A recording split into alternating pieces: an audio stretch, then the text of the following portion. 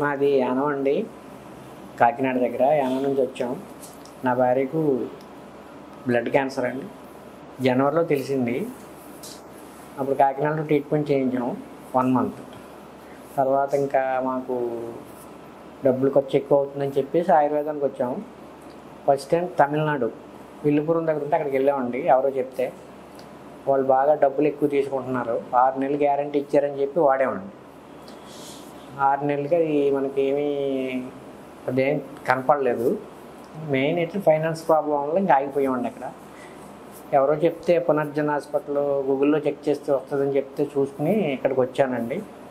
Already 40 days అయ్యింది. ఇది second time.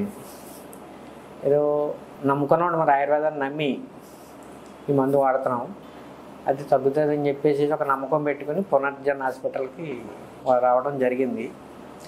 ఏదైనా కొంత టైం పడుతుందని చూద్దాం, మరి ఏం జరుగుతుందో అంతా ఇంకా మరి